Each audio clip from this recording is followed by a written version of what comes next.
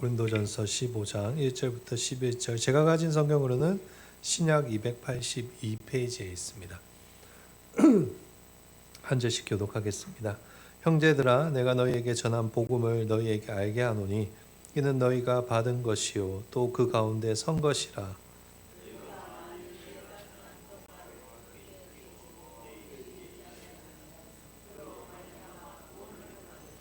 내가 받은 것을 먼저 너희에게 전하였노니 이는 성경대로 그리스도께서 우리 죄를 위하여 죽으시고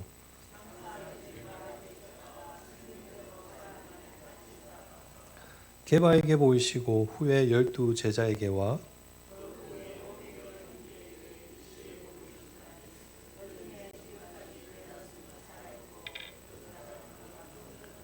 그 후에 야고보에게 보이셨으며 그 후에 모든 사도에게와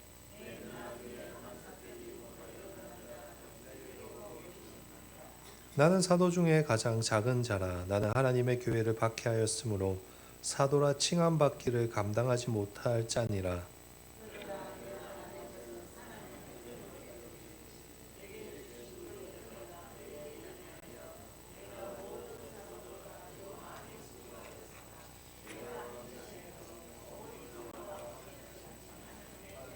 같이 마지막 절 읽겠습니다. 그러므로 나나 그들이나 전파하매 너희도 이같이 믿었느니라. 아멘. 오늘도 추운 날씨 가운데 예배 자리에 나오신 우리 사랑하는 성도님들을 진심으로 축복합니다. 오늘 우리가 살펴볼 고린도전서 15장은 부활장으로 유명한 장입니다. 사도 바울이 고린도전서 7장부터 시작하여서 고린도 교회 성도들이 질문한 여러 가지 문제들에 대해서 다루고 있는데 15장에 와서 이제 부활에 대해서 이야기를 시작하는 것입니다. 왜 부활에 대해서 다루고 있는 것일까요? 그 당시 고린도 교회 안에 부활이 없다고 주장하고 믿는 사람들이 있었기 때문입니다.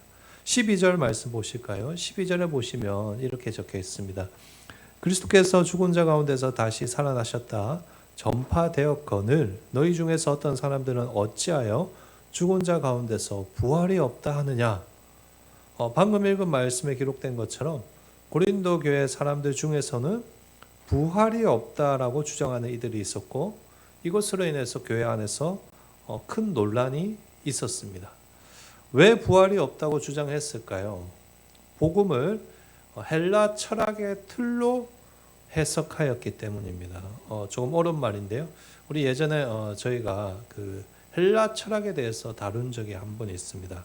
기억이 나시는지 모르겠는데 그때 저희가 무엇을 중심적으로 다루었는가 하면 이원론에 대해서 다루었습니다. 이원론이란 육체와 영혼을 서로 다른 근본적이고 대립하는 두 가지 실체로 보는 세계관입니다. 이 이원론에 의하면 헬라 철학의 이 이원론에 의하면 영혼은 아주 선하고 영원한 것입니다. 영혼은 불멸하지 않습니다. 그러나 육체는 어떻습니까? 육체는 이 선한 영혼이 갇혀 있는 감옥으로서 악하고 일시적인 것입니다. 그런데 기독교는 무엇을 가르칩니까? 예수님께서 영혼과 육체가 모두 부활하는 것을 가르치는 것입니다. 그러니 이 헬라 철학에 깊이 빠져 있던 사람들이 이 교회에 들어와서 육체와 영혼이 부활한다는 것을 믿지 못했던 것입니다. 아니 어떻게 악한 육체가 부활할 수 있겠어? 이 헬라 철학에 빠져 있는 사람들이 인간의 영혼이 부활을 통해서 새로운 몸과 재결합한다는 것은 영혼이 다시 한번 이 자유를 빼앗기는 것을 상징하는 것이었고 감옥에 갇히는 것이라고 생각하였고 그래서 육체와 영혼이 부활하는 우리 이걸 기독교에서는 뭐라고 하는가 하면 전인격적인 부활 뭐라 한다고요? 전인격적인 부활을 부정했던 것입니다. 그러면서 교회에서 가르치는 전인격적인 부활이 아닌 무엇을 주장하였는가 하면 영혼의 부활을 주장하였습니다. 영혼만 부활한다고 주장한 것이죠. 당연히 교회 안에서는 이것으로 인해서 논란이 일어날 수밖에 없었습니다. 그래서 고린도 교회에서 이 사람들이 바울에게 편지를 보낼 때 교회가 이 부분에 대해서도 바울에게 문의를 하였고, 그래서 바울이 이제 15장에 와서 이것을 다루고 있는 것입니다. 그래서 15장 위에 보시면 소제목에 그리스도의 부활이라고 되어 있지 않습니까? 이 15장 전체를 뭐라고 하는가 하면 부활장이라고 합니다. 우리 장례식 설교 때나 맞죠? 아니면 입관식 설교 때 제일 많이 사용하는 본문이 고린도전서 15장에서 제일 많이 사용되죠. 일단 우리가 1절 말씀을 볼 건데요. 1절 말씀에서 바울이 이렇게 이야기합니다. 형제들아, 내가 너희에게 전한 복음을 너희에게 알게 하노니 이는 너희가 받은 것이요 또 그 가운데 선 것이라. 방금 읽은 1절에서 바울이 여러분 복음을 뭐라고 표현합니까? 내가 새롭게 전하는 이야기라고 표현하지 않습니다. 너희가 이미 받은 복음이다. 그 위에 서 있는 복음이다라고 밝힙니다. 즉 바울은 고린도 교회 성도들이 복음을 전혀 모르는 사람들이 아니라 이미 복음 위에 서 있는 사람들이라는 것을 먼저 전제하고 있는 것입니다. 그런데도 왜 바울은 그들에게 다시 복음을 말한다라고 이야기하는 것일까요? 그 이유는 고린도 교회 성도들이 자신들이 믿던 복음 자체가 흔들리고 있었기 때문입니다. 분명 바울은 복음의 핵심인 부활에 대해서 잘 가르치고 떠났는데 아까 살펴본 것처럼 시간이 지나서 교회 안에 이것으로 인해서 문제가 발생한 것입니다. 그래서 바울은 그리스도인이 믿어야 할 복음의 본질이 무엇인지 가르치고자 하는 것이죠. 그것이 오늘 우리가 살펴보는 내용들입니다. 일단 3절 보실까요? 3절에 보시면 바울이 복음에 대해서 이야기를 이제 시작합니다. 3절 앞부분 보시면 바울이 이렇게 이야기하죠. 내가 받은 것을 먼저 너희에게 전하였노니. 여러분 바울이 이번에는 복음을 뭐라고 표현합니까? 받은 것이라고 표현합니다. 왜 이런 말을 하는 것일까요? 복음이란 것이 이 복음 자체가 인간이 만든 창작물이 아니다라는 것입니다. 즉 사람의 경험이나 철학에서 만들어진 것이 아니다. 복음은 어떤 것인가? 성경대로 하나님의 약속이 이루어진 것이다. 3절 중간부터 4절까지 보시면 그것에 대해서 이야기하고 있습니다. 자, 보십시오. 이는 성경대로 그리스도께서 우리 죄를 위하여 죽으시고 장사 지낸 바 되셨다가 성경대로 사흘 만에 다시 살아나사. 여러분 여기서 반복되는 표현이 무엇입니까? 성경대로라는 표현입니다. 무엇을 말하고자 하는 것일까요? 예수님의 십자가 죽으심과 부활이 돌발적으로 일어난 사건이 아니라 성경의 약속을 따라서 성취된 하나님의 구원 사건이라는 그 말입니다. 그렇습니다. 우리가 믿는 복음은 하나님이 갑자기 우리가 불쌍해서 주신 그런 긍휼, 불쌍해서 동정해서 주시는 그런 것이 아니라 이미 태초 전부터 우리를 위해서 계획하신 것이고 그것이 말씀대로 때가 되어서 성취된 것입니다. 그러므로 3절과 4절을 통해서 바울이 분명히 말하고자 하는 바는 무엇인가? 복음은 사람이 만든 창작물이 아니라 하나님의 약속이 성취된 것이다 라는 것입니다. 복음은 사람이 만들어낸 상상이나 환상이 아니라 성경에 약속된 하나님의 구원 계획이 역사 속에서 예수 그리스도를 통해서 성취된 것입니다. 여러분 그 사실을 믿으십니까? 이것이 정말로 중요합니다. 우리가 믿는 십자가와 부활은 우연한 사건이 아니라 하나님께서 오래전부터 약속하시고 이루신 구원이라는 것입니다. 하나님께서 인간을 보고 있다가 불쌍해서 그때서야 예수님을 보내신 것이 아니라 이렇게 주장하는 신학자들이 있거든요. 그것이 아니라 창세 전에 분명히 해야 됩니다. 태초 전에 인간이 범죄하실 것을 영원 가운데 아시고 독생자를 보내시기로 결정하시고 때가 되었을 때 2000년 전에 하나님께서 예수님을 하늘 보좌를 버리시고 이 땅에 보내신 것입니다. 그렇게 이 땅에 오신 예수님께서 우리를 위해서 무엇을 하셨습니까? 우리의 모든 죄를 짊어지시고 십자가에 죽으셔서 우리를 사로잡고 있던 죄로부터 자유케 하신 것입니다. 믿으십니까? 이것이 복음의 십자가 대속입니다. 뿐만 아니라 그 사망, 죽음의 형벌인 사망을 깨뜨리고 승리하셔서 우리에게 영원한 하나님 나라를 선물로 주셨습니다. 그래서 우리가 예수 안에 있을 때 무엇이 보장되는 것입니까? 예수님과 같이, 이 표현이 중요합니다. 예수님과 똑같이 우리 역시 죽음 후에 부활하는 것입니다. 복음의 핵심인 부활은 예수님께서 몸과 영혼이 부활하셨다는 것인 거. 그러니까 당연히 예수님을 따라서 우리 역시 예수 안에 있을 때 몸과 영혼이 같이 부활하는 것이고, 그것이 너희가 믿는 복음이라는 이야기를 지금 사도 바울이 하고 있는 것입니다. 한마디로 세상의 철학이나 과학을 가지고 복음을 해석하고 접근해서 믿는 것이 아니라 복음 자체의 내용으로부터 부활을 믿고 받아들이라는 그 이야기를 하는 것입니다. 여러분 명심하십시오. 우리는 세상의 철학이나 과학 위에 서서 예수를 믿는 사람들이 아닙니다. 우리는 성경의 약속 위에 서서 복음을 받아들인 사람들입니다. 이것이 흔들리면 신앙 자체가 흔들리게 됩니다. 오늘날 진보 신학자들이나 목회자들의 문제가 이것 아니겠습니까, 여러분? 많은 진보적인 목회자들과 신학자들이 부활이 실제적인 사건이 아니라 하나의 의미일 뿐이라고 이야기를 많이 합니다. 예수가 부활한 것이 아니라 예수가 제자들의 기억과 신앙 안에서 다시 살아난 것이다. 이게 부활이다. 이런 주장을 하는 것이죠. 실제로 그런 주장하는 신학자들도 있고 목회자도 많이 있습니다. 왜 이런 어처구니 없는 주장을 할까요? 고린도 교회가 그랬던 것과 같이 복음을 세상의 이성이나 철학으로 재단하려고 하였기 때문입니다.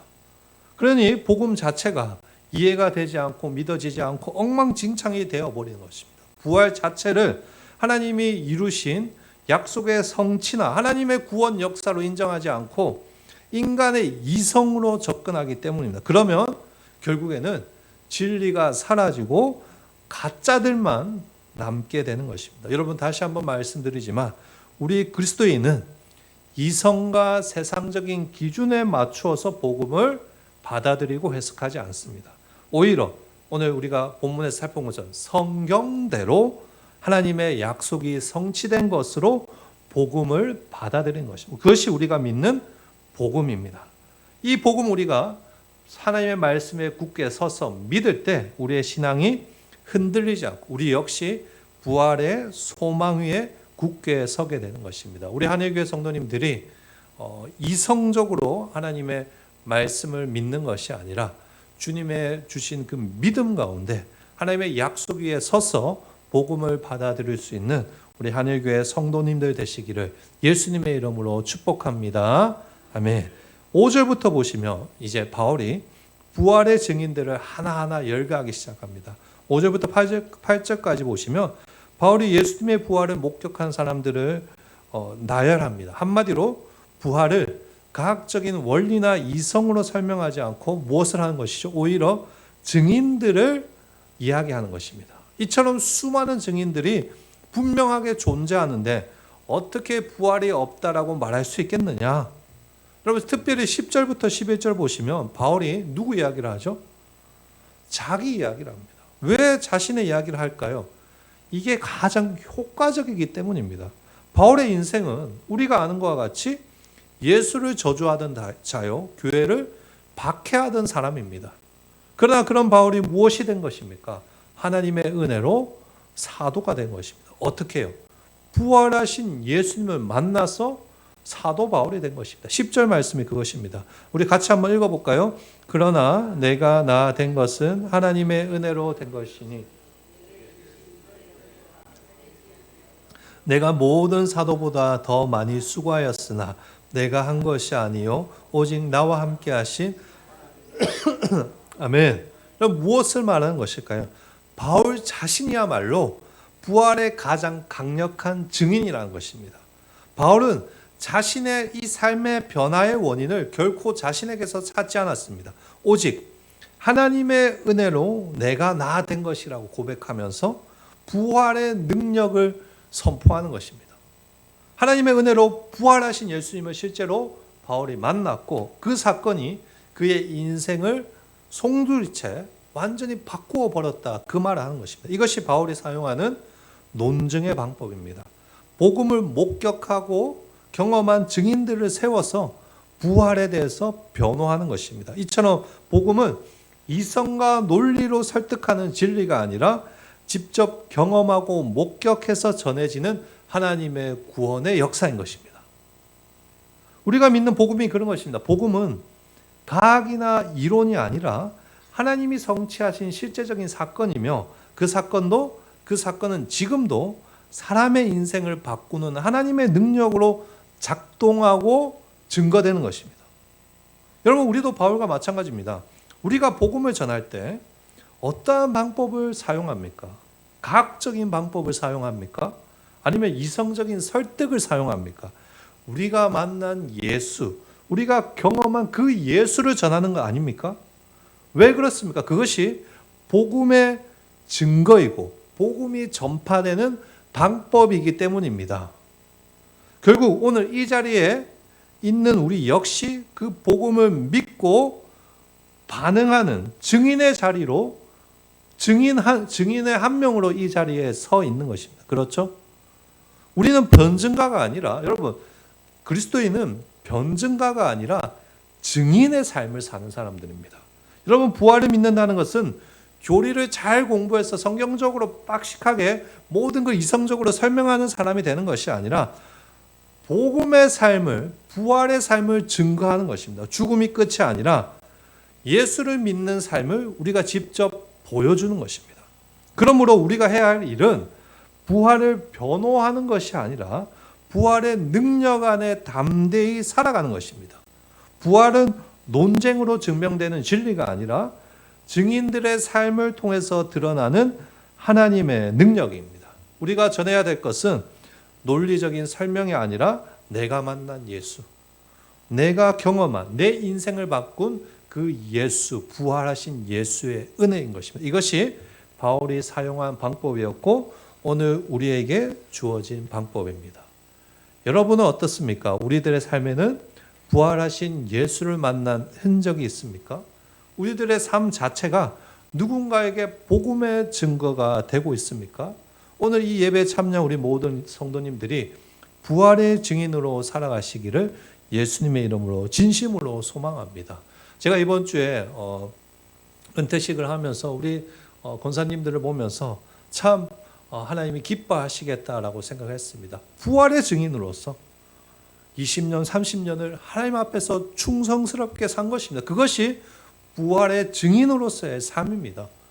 사람들과 논리적으로 싸우고 이성적으로 설득하고 그것은 우리의 역할이 아니라 우리가 해야 될 역할은 무엇인가? 내가 부활의 증인으로서 그 부활을 증거하는 것입니다. 하나님은 오늘도 논쟁에서 이길 사람을 찾고 계시지 않습니다. 하나님은 부활의 능력으로 변화된 한 사람, 그 한 사람의 증인을 찾고 계십니다. 그 증인의 자리에 우리가 서 있다는 것을 잊지 마십시오.